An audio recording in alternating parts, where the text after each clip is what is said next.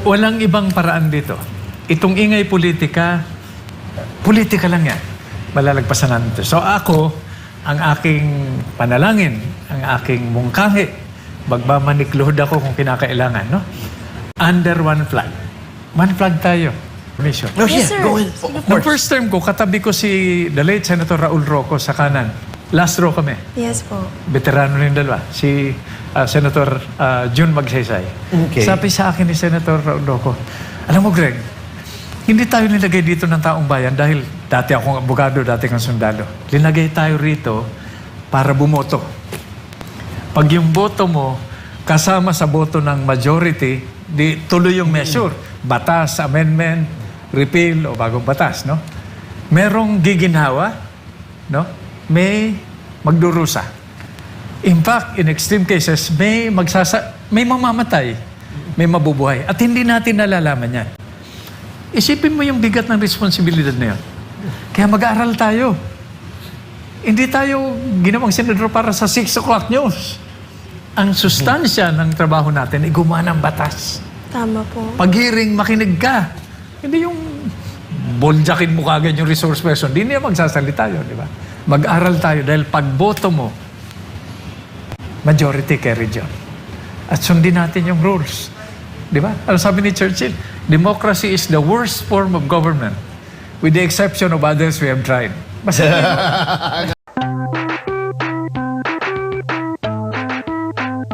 No, curious tuloy ako, Sir Gringo. Ano pong isang bagay na hindi alam ng publiko tungkol po sa inyo? Mga hobbies po ninyo? Or... well, unang-una, di ba yung public image natin, pag nasa politics ka lalo na, ito, i-relate ko lang, no? Paano ba ako na nagkaroon ng itong image? Hawak-hawak ko sa sinturera si former Senator, then Secretary of National Defense Enrile, at si former Senator Butch Aquino. Nakatayo sila sa itaas ng bubong ng Ford Fiera nung EDSA 86. Diba nandun sa labas yun, kausap yung milyon-milyon na tao, may mic sila. Okay? So, paano nga ron? Abay, nagsasalita si Minister Enrile, bigla akong hinawakan dito sa kwelyo. Sabi niya, alam ba ninyo, talking to millions of people, ha?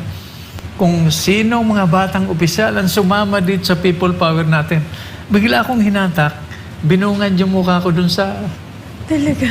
8,000 flash bulbs, pop. Hindi pa nun uso yung cellphone. Oo. At that point, I don't know if one of the worst things in my life, I lost my anonymity.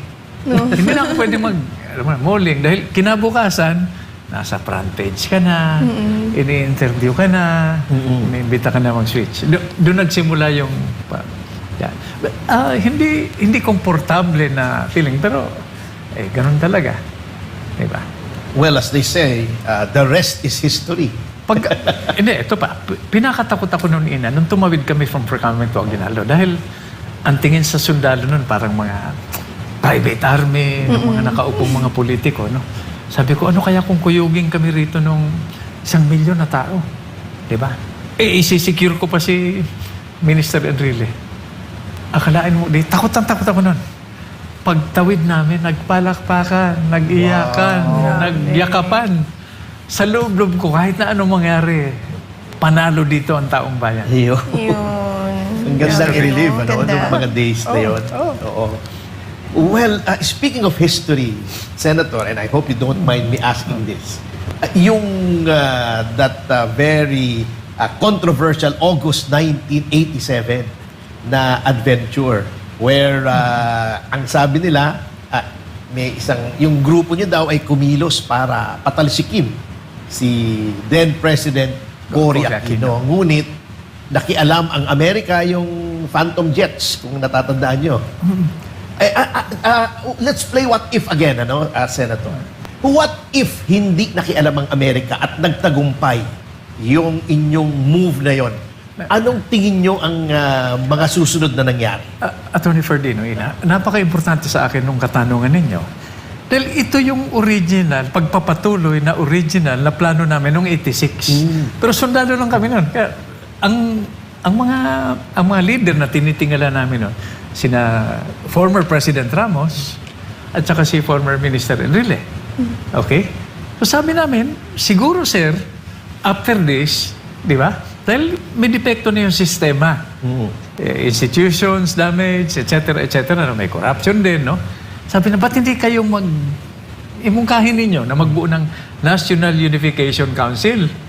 Kasama si President Cory, Cardinal Sin, kayo kung ano ang papel niyo para ayusin muna yung institutions. Yun nga, Atty. Ferdy, ang what if, ha? Kung natuloy yun, dahil historically, pag magbalik tanaw tayo, we have been doing the same things over and over again, politically, economically, even in terms of national security, and expecting a different result. Di ba may tawag doon, Atty. Ferdy? Insanity. Or stupidity. Freedom Constitution, 40 years ago. Itong Constitution, sa ligang batas natin, di ba? Revolutionary government. Ano ang isa sa unang ginawa natin? Nag-eleksyon tayo. Hindi mo natin re-engineer yung COMELEC para, alam mo na, ayusin yung database, para mabuwasan naman o ma-minimize yung dayaan. Hindi masyadong maraming gastos, patas na laban. Kung yung 87 at 89, ituloy ko na, Atty. Ferdy, yun pa rin ang mungkahin namin. Ito na nga nakakatawa. Di ba? Ang tawag sa ginawa namin noon, coup. Sabi ko naman, kayo naman, sobra naman kayo. Pag nakinabang kayo, ang tawag ninyo people power, breakaway. Double standard. Pag kayo ang dahilan kung bakit pinagpatuloy, ang tawag nyo, coup. Ang coup is a power grab. Hindi naman kami power grabbers, di ba? Coup yun. Tinanong namin yung NEDA nung panahon ni President Cory. Sabi nila, sinira yung economy. Tinutuloy ko na. Di ba? Sinira na yung economy. Tinanong namin, sabi namin, ma'am, cabinet, I will not mention her name, baka alam mo na. Did we really damage the Philippine economy because of the uprisings? Alam mo, sagot sa amin, Atty. Ferdy, gentlemen, you are not that good. So, hindi pala na-apektuhan. Damage the economy. Palubog na dahil laging gumulo na naman ang politiko, pinabilis lang ninyo. O di, nag-uprising uli kami. So, yun ang mga lessons learned. So, balik tayo, National Unification Council, Unify. Wala na munang mga eleksyon. Di ba? Ayusin muna natin, di ba? Kandidato, yung qualification, i-repair natin yung damaged institutions. Well, cumulative yan hindi natin ginawa. Di ba? Di ba? Ito nga ang pangamba namin, no? Atty. Ferdy. Sorry baka naman nasusobrang. Hindi, go ahead po, go ahead. We're all ears. Yes Di ba? po. Yun ang asikasuhin natin dahil kung umabot na naman tayo ng 2028 at hindi nagamot itong palalim na sugat politika, di ko walang katapusan na naman na habulan at the expense of public interest. Di ba?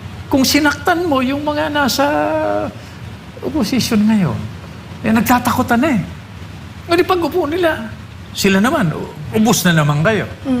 Di ba? O di 6 years to prepare naman. Di ba? O di habulan ng habulan.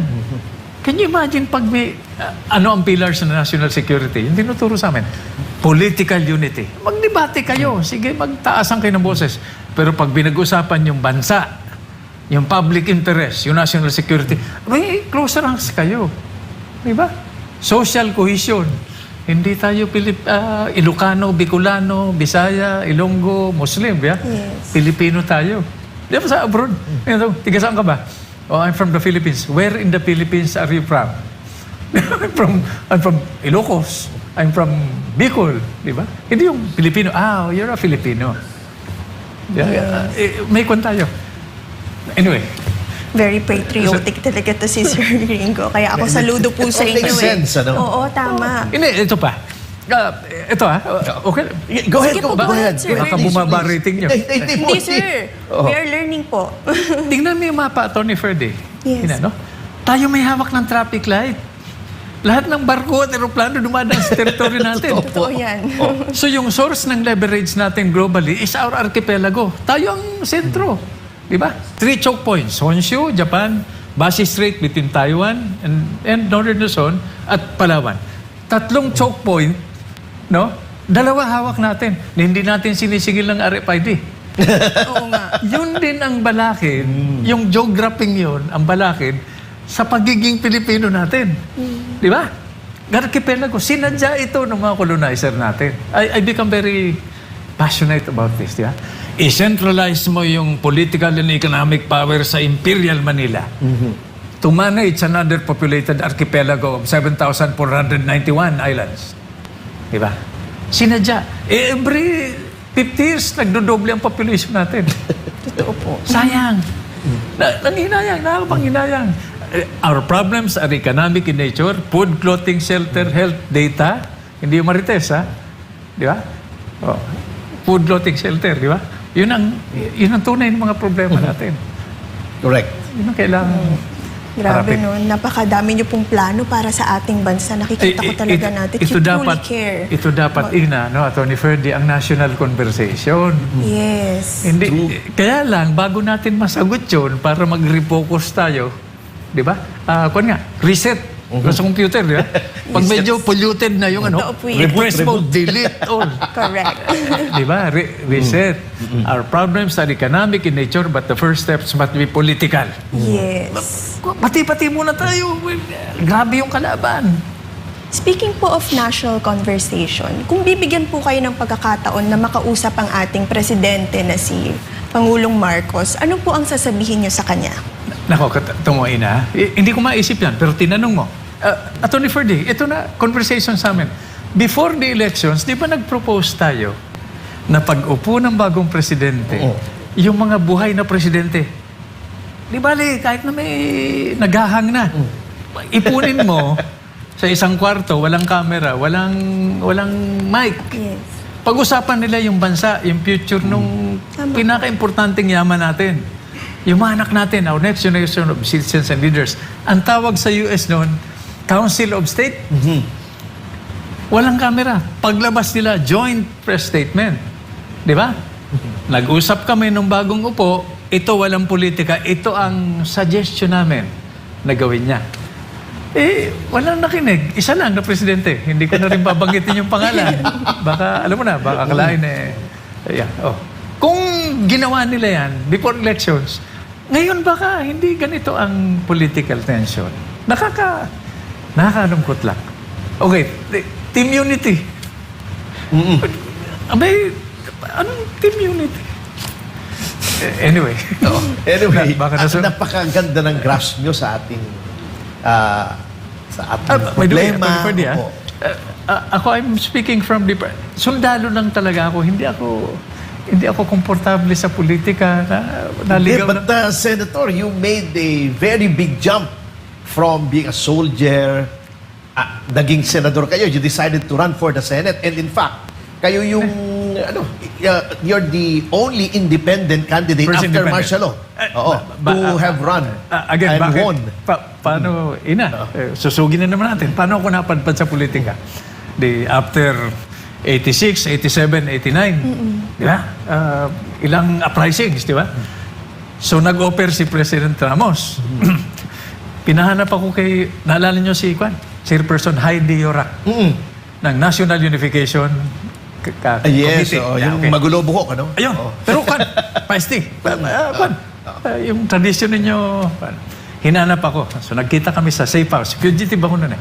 Really? Yes, kasama ang patong sa ulo ko nun eh. Wala sa kalingkingan yung patong sa ulo ni Bonifacio. So hinanap ako. Alam mo unang sabi sa akin ni Chairperson Heidi Yorak, Colonel, I'm glad to meet you. I have one message for you from President Ramos. Alam mo sabi sa akin, Ina, you have to stop unsuccessfully trying to overthrow the government. Dahil tuwing sasablay kayo, di ba parang gumigewang yung ekonomiya natin. So, pasok kami. Okay, anyway, going to elections. And follow up ko lang, and then you were granted amnesty. Pero before that, labas kami. Sabi namin, ano gagawin natin? Sabi ng mga kasamahan, yung parang core group, takbo tayo for eleksyon. Eleksyon ang gagawin natin sa eleksyon. Barangay captain? Hindi. Senador. Senador, alam mo ba yung wala tayong partido? Galing tayo, ang tingin sa atin, nanggulo pa tayo. Senador. So we organized an army of 1 million young volunteers. Wow. Nationwide. Grabe. 30 pesos, lalakad. Hindi, lalakad. Pag uwi, hindi man lang naghihilamos. So matutulog dun sa improvised headquarters. First independent senator in Philippine political history. Yes. Ang galing. Kasabay kong pumasok noon sa Senado, sina Senator Miriam, Senator Fabier, Senator Vilon. Anyway, Yes, oo. But ganyan ang tingin mo sa akin. Sinabi mong independent senator. Anyway. Oo nga, no? May pahiwatig, attorney. Hindi. Tingnan muna. Nandiyan na rin naman tayo sa Senado. Do you have any plans of running again, Senator? Hindi. Option yun. Okay? Dahil alam mo naman ngayon, elections, realistically, are becoming more and more expensive. Alam mo ang ginagawa ko ngayon? Nag-form kami, ito, opportunity naman to. Nag-form kami ng partido. Reform PH Party. Kasama ka sa advisory committee. Kay Mike Defensor yan. Yes, Oh, okay. yes. Oh. Ito yung mga siraulo na katulad ko, na veterano Natin, katulad natin. ng 86. Ina, yes. Yung mga veterano, buhay pa.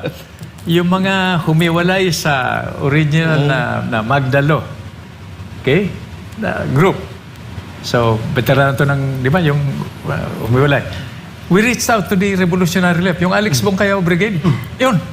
Kasama na sa Reform Party. Apo. And then we reached out to our Muslim brothers, yung armed component nila. So ito, inipo namin, Attorney Ferdy, no? Ibig sabihin, ang plataforma namin, pwede ba kaming lumahok sa patas na laban na hindi paramihan ng pera, walang sapilitan? Di ba? Lumahok. Peaceful, legal, constitutional. Kung ayaw ninyo, kami yung pinakamadaling kausap. Oo nga. Ako, teka muna. Pero baka magka-problema kayo sa programa ninyo. Kami ang pinakamadaling kausap dahil galing na kami dyan. Di ba? Ano ba gusto nyo? Balik na naman kami? Oh, yan. Yun ang plataforma namin. So, going back to your question, we're considering it. Pero ang focus ko ngayon, no, ang daming bata na nag-iingay ngayon. Totoo po. Ang marami, yan. yung new generation. Ang lalakas na loob. Huwag na akong magbanggit. Alam naman natin kung sino sila. Yes. Natutuwa ako dahil ang dami nila. Di ba? Can you imagine? So, kailangan connect the dots lang tayo. Pag-usapin natin sila, no, para they can jumpstart the whole thing. Yung henerasyon namin, ang daming ginawang mabuti, pero may ang dami rin ginawang sablay. Baka makorek nila yan. Learning curve, technology. Tinanong ko yung iba sa kanila. Inimbita ako sa kongreso minsan as a resource person for charter change. Pagpunta ko rin no? Parang naging programa ko na to. Hindi, talaga namang kayo ang bida rito. Yes, totoo po yan. Sa pagpunta ko rin, Attorney Ferdinand, sabi ko, itong kongreso parang this might be a damaged institution. Nag-open forum, ang daming tanong. Ang gagaling magtanong. Opo. Super galing. So nung coffee break, nilapitan ko, sabi ko, Congressman, ba't hindi kayo nagtatanong? Di ba? Ba't hindi kayo nagsasalita? Alam mo, sabi sa akin, Sir, pag nagsalita kami, papatayan kami ng gripo. Ang daming ganon. Can you imagine pa? Natutuwa ako dahil at least harapan, di ba? Di ba? Harapan. Itong kailangan natin mga leader. Malalakas na loob. But going back to your question, I'm considering it. Pero siguro, what? But, Senator, if you ever decide, I'm 125% with you. Ay, nako. Alam ko yan. Yes. Pati ang mga kabataang Pilipino. I hope, I pray. We have our support po. And speaking po of mga kabataang Pilipino na talagang maiingay at malalakas ang loob, ano po ang gusto ninyong maipamana sa susunod na henerasyon? Go back to history. The ancient Greeks. Yes. Di ba? Ang hero sa kanila, Attorney Ferdy, hindi mga superstar, hindi mga iconic, di ba? Any group of women, men, children, young or old, who together work and build for the next generation, hero yun. Pag may namamatay at nililibing, hindi man tinatanong, ano ba ginawa nito? Ano, sikat ba to? Ano ba? Di ba? Did they have passion? So pag pinagsama-sama yung working together and build for the next generation at yung passion, na built-in. Wired tayo mga Pilipino for passion. Di ba? Ito, nagsasalita tayo. You get carried away. Heroes and we are a nation of heroes. That's true. Tinatanong ako, di ba yung West Philippine Sea? Oh, senator, former colonel, former rebel, former secretary. Di ba? Merong mga army yung Pilipinas pantapat doon sa intrusions ng, di ba, ng ibang superpowers. Sabi ko, walang army ang Pilipinas. Because the Philippines is an army. Yes. Totoo. Every Filipino. Asan tayo ngayon? Asan sila? Yung Kastila, yung Amerikano, yung Hapon, di ba? Sabi nila, asymmetric warfare na ngayon eh. Drone, di ba? High-tech, hindi na yung tapatan. Sabi ko, 300 years ang experience natin sa asymmetric warfare. No. We have the best soldiers in the world. We also have the best peacekeepers. May general tayo. Peacekeeping force sa Gaza. UN. Magre-retire. Hindi pinayagan. In-extend. Ganon tayo kagaling as soldiers and peacekeepers. Opo. Alam niyo, Senator, dami pong natutuwang viewers sa atin Ay, oo, ngayon. Kaya grabe. batiin po natin Ang sila. daming nagre-react, ha? Yes. For sure, ang dami po nilang natutunan sa'yo, sir. Ayan, batiin po natin ang mga viewers natin from Agusan del Sur, Hawaii, USA, Marami, Masbate, Kuwait. Marami din po tayong viewers na OFWs today from Adorbo, Idol Gringo, Honasan, pakituruan ang mga politiko sa pagiging tunay na senador. From Maria Jansem naman po, sabi niya, "Hi, Attorney Topacio, watching from Germany and Hong Kong." I din po. Okay. Hello, Pus. Uy, teka muna. Speaking of military, eto, paborito to ni Senator. Rapid fire. Rapid fire questions. Yan, magtutanong po kami ng mga questions, si Ina po actually, at sasagot po tayo. Mabilisan lang, parang train of thought. Okay. Kung anong unang pumasok sa isip ninyo. Yes. Yan, okay, take it away. Sir Gringo, kape or beer? Kape. Bundok o beach? Bundok. Umaga o gabi? Gabi. Strict or softy? Gabi. Ranger weather. Umuulan, bagyo. Doon lumalabas yung Scout Rangers. Yun. Planado o bahala na? Oh, planado. Leadership or loyalty? Leadership. Leaders are needed before scholars are determined. Command or compromise? Command. Sundalo o senador? Ay, sundalo. Ang bilis na sagot. Tunay na Ay, hindi, sundalo talaga. Hindi, di ba, mas simple ang, di ba? Yes. Kaya sabi ko sa inyo, sundalo talaga ako, hindi ko in-imagine yung sarili ko na politiko. Even now, after 21 years. Pero marami ako natutunan. Actually, magagaling ang mga senador natin. Baka kailangan ikaw lang. Malaman nila yung tunay na problema. Tama.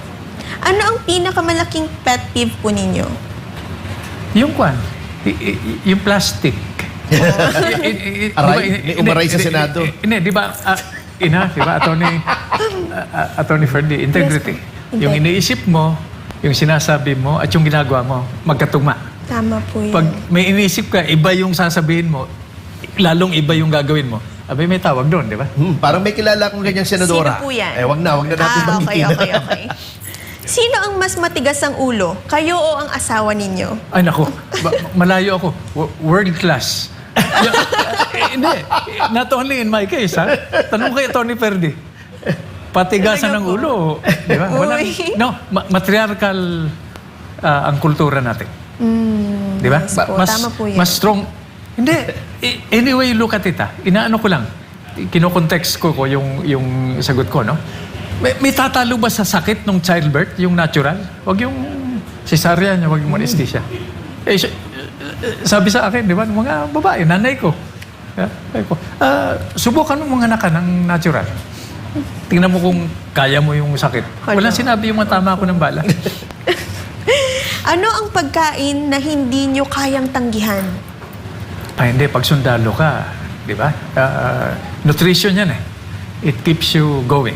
Kaya, ito, advice sa akin. Advice sa akin nung nakulong ako, di ba? Dalawang beses ako nakulong. Una, tumakas ako. Okay. Yung pangalawa, di ba? First is exercise, make time for exercise. Yung diet, wag too much sugar, wag too much salt, di ba? Yes. And then, avoid stress. Stress is the mother of all organ failures. Then watch your diet. Watch your diet. And do not get sick in any manner. Physically, mentally, emotionally, psychologically, spiritually. Pag nagkasakit ka, di ka makain, makatulog, makapagtrabaho. Ano silbi mo sa bansa, sa Panginoon, o sa pamilya? Anong kanta ang siguradong mapapasayaw kayo? Mapapasigaw? Mapapasayaw. Mapapasayaw? Yung ano, sabi sa akin ng mga apo ko, BTS. Oy! Mga kanta na. Yung hawak Updated, mo ang beat. Alam niyo po ba yon? Yung hawak mo ang beat. Kantahin mo. Hawak mo ang beat, hawak ko ang gabi. Mas Hindi. mas optics ako Hindi ko ma-connect kagad.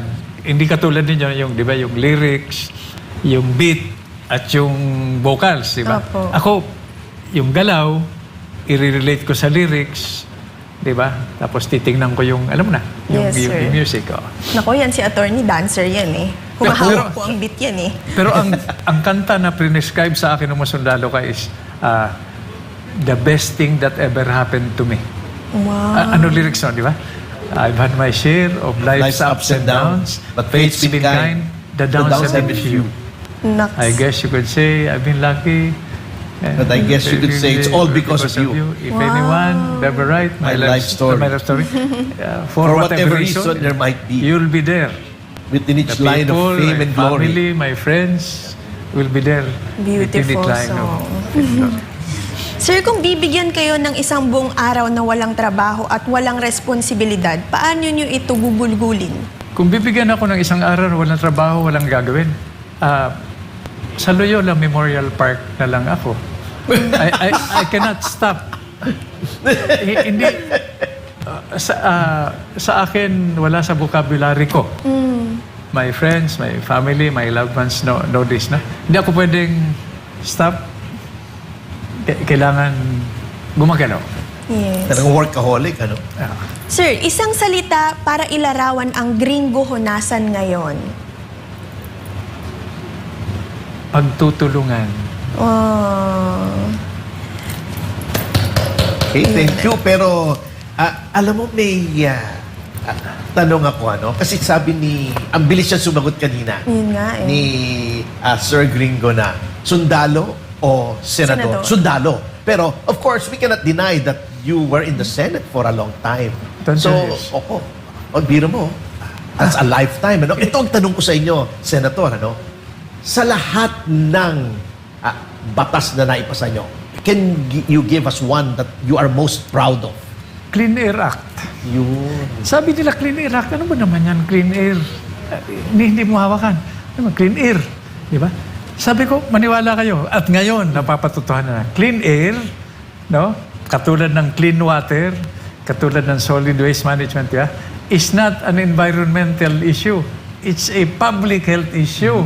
Yes. Tama. At meron tayong impending water crisis pag hindi natin inagapan na nakadugtong sa energy crisis.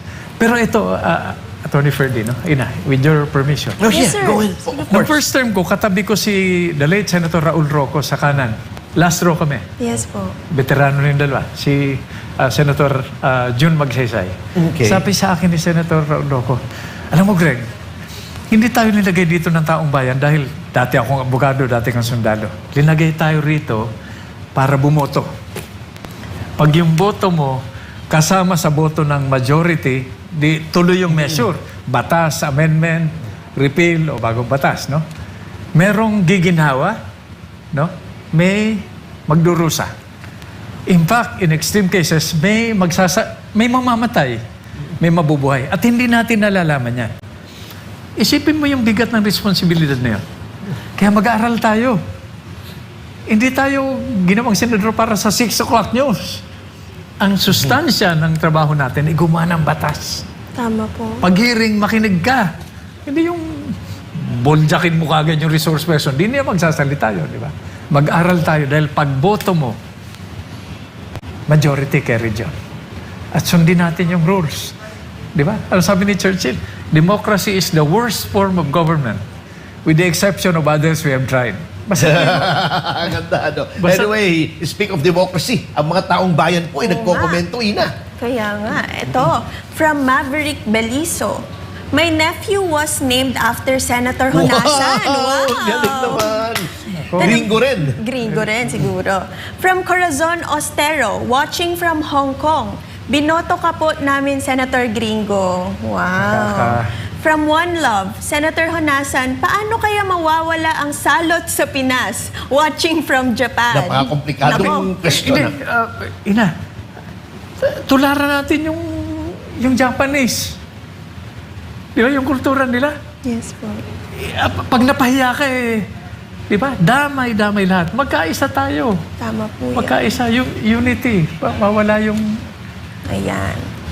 Marami din po tayong viewers na nagpapabati ulit from Dubai, Israel, and Saudi Arabia. By the way, Ina, itong mga mabati, ito yung mga bayani natin. Di ba? OFWs, Isipin mo, no? imagine mo kung gaano kabigat sa kalooban natin. Aalis, buhay na buhay, ang lulusog. Kung minsan pagbalik nasa loob ng kahon. That's sad. Paano, di ba? Imagine, Malungkot. pero ito ang policy issue, ha? Ano ba ang gagawin natin? Pauwiin natin sila lahat? Or i-Pilipinize natin yung buong mundo? Policy issue. Yung kung sabi natin, umuwi na kayo lahat. Baka tanungin ka, Sir, ano naman ang gagawin namin dyan? Yung kakapiranggot na sweldo. Totoo. Gawin namin yung kalahati nung kinikita namin abroad. Uwi na kami. Heroes ito. Totoo po yan. Heroes. Ito yung mga tunay na bayani. Nakita ba natin? Wala namang parangal yung mga yan. Can you imagine? Kaya saludo po sa lahat ng ating magigiting na OFWs. Yes, and saludo rin kay Senator. Senator And unfortunately, that's all the time we have. Ngunit bibigyan po namin kayo ng ilang minuto para i-address po ang ating taong bayan. Ay nako, sa ating mga kababayan, no? Unang-una, maraming salamat, Tony Ferdy. No? It was our honor and pleasure, Sen. Walang ibang paraan dito.